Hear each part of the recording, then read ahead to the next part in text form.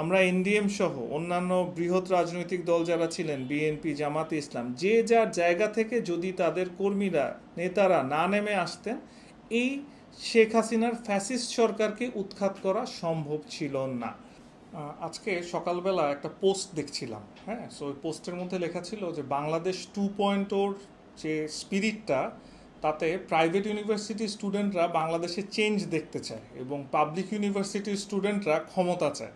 তো এই যে সমন্বয়ক, হ্যাঁ, এই সমন্বয়কের বিষয়টা গত বছর জুলাই মাসে যখন আন্দোলন শুরু হলো তখন আমরা দেখলাম তাদের খুব ভালো একটা রোল ছিল এবং তারা অনেক কষ্ট করেছেন, তারা অনেক সাফার করেছেন এবং তারা আন্দোলনের সম্মুখভাবে থেকে আন্দোলনকে বেগবান করেছেন এবং নেতৃত্ব দিয়েছেন। কিন্তু সর্বোপরি আমার মনে হয় যে ওনারা এটাকে নিজেরা ওন করে নিচ্ছেন। কিন্তু গত জুলাইয়ের যে বিপ্লবটা ছিল, এটা ছিল সমস্ত জনসাধারণ, সমস্ত রাজনৈতিক দল, পেশিজীবী এবং প্রত্যেকটি বাংলাদেশের মানুষ যারা শেখ হাসিনার ফ্যাসিবাদী সরকারের অত্যাচারে অতিষ্ঠ হয়ে গিয়েছিলেন, সবার আন্দোলন। সেই ক্ষেত্রে আমি ভূমিকাটা দিলাম আপনার কোয়েশ্চেনের আগে যে এই যে আন্দোলনকে ওন করা, সো এই সমন্বয়কদের মধ্যে দেখা যাচ্ছে এমন একটা মনোভাব যে ওনারাই এই আন্দোলন করেছেন। কিন্তু একটা জিনিস ভুলে গেলে চলবে না যে গত 15 বছর এই রাজনৈতিক দলগুলো এবং আওয়ামী লীগের বিরোধী যে কোনো মতকে কিভাবে দমন করা হয়েছে। ওনারাও বিরোধী মত ছিলেন, কিন্তু ওনারা ছাড়া ওনাদেরকে কিন্তু অনেককে দেখা গিয়েছে যে আওয়ামী লীগের অনেক প্রোগ্রামে আওয়ামী লীগের পদ নিয়েও থাকতে দেখা গিয়েছে অনেকে, যে ছদ্মবেশে, ডিসগাইজে। তো সেক্ষেত্রে এই যে সমন্বয়করা যে কাজগুলো করেছেন, তারা পুরা জিনিসটার ক্রেডিট নিতে চাচ্ছেন। তারা, আমি একটু ব্যাকগ্রাউন্ডটা বলে আসছি আপনার অ্যান্সারের আগে, যে তারা যে এই পুরা ক্রেডিটটা নিচ্ছেন এবং তারা, আমার মনে হয় যে তারা একটা ফিল করছেন যে এই দেশটা তো আমরাই স্বাধীন করেছি, বাংলাদেশ 2.0 তো আমাদেরই, এখন আমরা যা খুশি তাই করব, এই দেশটা আমাদের। তো এক্ষেত্রে স্টার্টিং পয়েন্ট যেটা বললাম, যে আপনি চিন্তা করেন যে 18ই জুলাই প্রাইভেট ইউনিভার্সিটির স্টুডেন্টরা যদি না নেমে আসতো তাহলে কিন্তু এই আন্দোলন বেগ পেত না। এবং প্রত্যেকটি রাজনৈতিক দল, আমরা এনডিএম সহ অন্যান্য বৃহৎ রাজনৈতিক দল যারা ছিলেন, বিএনপি, জামাতে ইসলাম, যে যার জায়গা থেকে যদি তাদের কর্মীরা, নেতারা না নেমে আসতেন, এই শেখ হাসিনার ফ্যাসিস্ট সরকারকে উৎখাত করা সম্ভব ছিল না। সো এক্ষেত্রে আজকে সমন্বয়কদের যে পজিশন, আমি ব্যাকগ্রাউন্ডটা বলার মেইন কারণ হলো যে তারা মনে হয় ফিল করছেন যে এটা শুধুমাত্র তাদেরই, এবং আওয়ামী লীগ সরকার যে ভুলগুলো করে গিয়েছেন এবং তারা মনে হয় সেটারই পুনরাবৃত্তির দিকে যাচ্ছেন।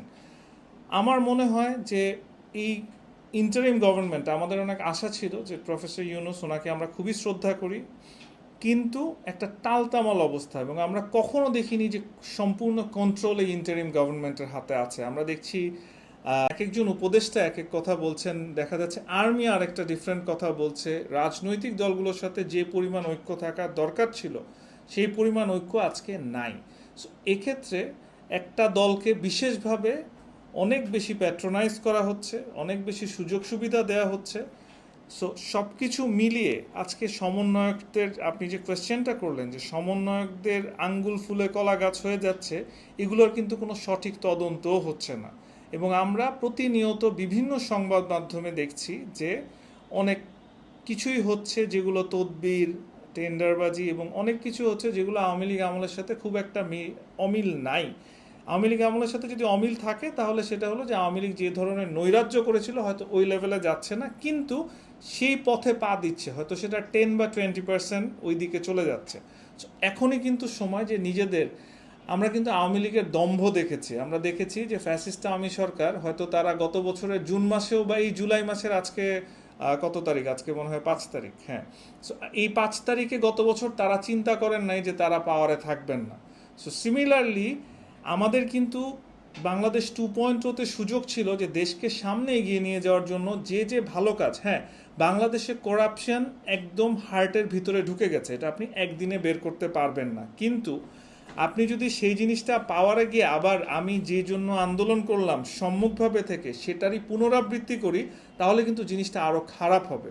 সো এই যে সমন্বয়ক, তাদের নিয়ে যে ধরনের কথাবার্তা হচ্ছে, তাদের নিয়ে যেই ধরনের প্রচার হয়েছে সেগুলোকে আমার মনে হয় তাদের ডিফেন্ড করতে এগিয়ে আসা উচিত। আমরা তাদেরকে সম্মান করি তারা যা করেছেন, কিন্তু তারা যাতে নিজেদেরকে অসম্মান না করেন সেটা কিন্তু তাদের এনশিওর করতে হবে, এবং তাদের সামনে এগিয়ে এসে তাদের এগেনস্টে যে যে অ্যালিগেশন আসছে সেগুলোকে ডিফেন্ড করা উচিত, এবং তাদের নাম ভাঙিয়ে কেউ যেন না করতে পারে সেটাও দেখা উচিত। তো এখানে আরও 2-4টা কথা যদি অ্যাড করি, তাহলে যে ওনাদের কথাবার্তা কিন্তু আরও আসলে পরিশীলিত এবং মার্জিত হওয়া উচিত ছিল, কিন্তু ওনাদের মাঝেও কিন্তু আমরা কিছুটা দম্ভ দেখতে পাচ্ছি। তো এই দম্ভ বা অহংকার যদি তারা কন্টিনিউ করেন তাহলে কিন্তু এটার ফলাফল ভালো হবে না। সো আমরা দেখছি যে আমাদের প্রধান রাজনৈতিক দল বিএনপিকে দেখুন, বা অন্য যারা আছেন জামাতে ইসলাম এবং অন্যান্য রাজনৈতিক দল, আমি কিন্তু কারো মধ্যে দম্ভ দেখছি না, কিন্তু একটা পার্টিকুলার রাজনৈতিক দল যাদের যেখানে অনেক সমন্বয়ক ছিলেন এবং যারা অনেক ফোরফ্রন্টে ছিলেন আন্দোলনের, তাদের মধ্যে কিন্তু একটা অহংকার দেখা যাচ্ছে, এবং এই অহংকারটাই কিন্তু আওয়ামী লীগ শুরু করেছিল, যেটা 15 বছরে বাড়তে বাড়তে তাদেরকে একটা মনস্টার বানিয়ে দিয়েছিল, একটা দৈত্য হয়ে গিয়েছিলেন তারা, কিন্তু সব অহংকারেরই পতন হয়। অতএব এখন যারা আছেন তাদের এখনও সময় আছে, বেশি হয়তো লস হয়নি, তার আগেই নিজেদেরকে পরিশীলিত পরিমার্জিত করে। এখনই বিদেশে যাচ্ছে, আমরা সবাই অনেকেই ইউরোপে গিয়েছি, এশিয়াতে অনেক কান্ট্রিতে গিয়েছি, আপনি দেখবেন ওদের মধ্যে একটা সফিস্টিকেশন আছে, ওরা কথাবার্তা বলুক, একজন আরেকজনের এগেনস্টে কথা বলুক, সেটারও একটা সুন্দর একটা পরিমার্জিত ভাষা আছে। কিন্তু আমরা এই যে ব্রিটিশদের দ্বারা এত বছর শাসিত হলাম, তারপরে আমরা স্বাধীনতা পেয়েছি, তারপরে আমরা পাকিস্তানের থেকে স্বাধীনতা পেয়েছি, কিন্তু আমাদের মধ্যে যে একটা অ্যাটাকিং মনোভাব, এই মনোভাবটা যাচ্ছে না। তো আমরা যদি সবসময় একজন আরেকজনের পিছনে হোস্টাইল থাকে, আমরা একজন আরেকজনের সাথে শত্রুতাপূর্ণ সম্পর্ক রাখি, তাহলে 1 বছর আগে আমরা যখন সবাই একসাথে ছিলাম সেই ঐক্যের কি হলো? সেই ঐক্যটা আনতে হলে কিন্তু সবাইকে রাজনীতিতে পরিমার্জিত হতে হবে, আমাদের ভাষা পরিমার্জিত হতে হবে, আমরা একজন আরেকজনকে অ্যাকিউজ করার আগে 10বার চিন্তা করতে হবে। এখন অনেকে আছেন মিডিয়ায় একটা বড় কথা বললাম, আমি অনেক রাজনীতিবিদের কথাই বলছি, আমি হয়তো নাম মেনশন করব না, ভাবছেন যে খুব একটা কথা বলে আমি ভাইরাল হয়ে যাব, আমি একটা খুব জোরে একটা বক্তব্য দিলাম, একটা সাউন্ড বাইট হলো, এটা নিয়ে তো আমি ভাইরাল হয়ে যাব, কিন্তু আপনি কিন্তু দেশের ক্ষতি করছেন, কারণ আপনি ঐক্য নষ্ট করছেন। আপনারা অনেকে আছেন যারা দেখা যাচ্ছে দেশের সেনাবাহিনী নিয়ে ওপেন কথা বলছেন। বাংলাদেশকে যদি আপনার ভালো করতে হয়, বাংলাদেশকে আমাদের এমন একটা জায়গায় নিয়ে যেতে হবে যেখানে আমাদের মধ্যে একটা হৃদ্যতাপূর্ণ সম্পর্ক থাকবে। আপনি 15-20 বছর আগে আপনি দেখেছেন, এখন বিএনপির ভারপ্রাপ্ত চেয়ারম্যান জনাব তারেক রহমানের বিয়ের ছবি ছিল, যেখানে বেগম খালেদা জিয়া এবং শেখ হাসিনা একসাথে ছিলেন, কিন্তু সেই অবস্থা থেকে সরে আসতে আসতে একজন আরেকজনের চেহারা দেখতে পারেননি। এটার রিজন কি? এটার রিজন ছিল শেখ হাসিনার অহংকার, দম্ভ তাকে এমন জায়গায় নিয়ে গিয়েছিল যে উনি আর পিছনে ফিরতে পারেন নাই।